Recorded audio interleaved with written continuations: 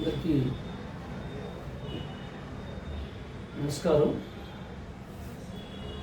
ఒక మంచి విషయం మీ అందరికీ తెలియజేయాలనుకుంటున్నాను. శరీరం సుఖపడితే మనసు బాధపడుతుంది. శరీరం సుఖపడితే మనసు బాధపడుతుంది. మనసు సుఖపడాలంటే శరీరం కష్టపడాలి. మనసు సుఖపడాలంటే శరీరం కష్టపడాలి. అంటే దీని అర్థం ఏంటంటే, చాలామంది శరీరానికి కష్టం తెలియకుండా సుఖంగా ఏసీలోన ఇంట్లోన శరీరాన్ని సుఖపెట్టేస్తున్నారు.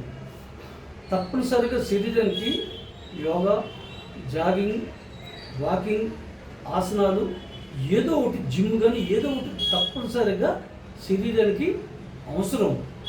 ఎవరైతే రోజు ఈ ఆసనాలు ఇవన్నీ వేస్తారో వాళ్ళ ఆరోగ్యం దోచుకున్నట్టే.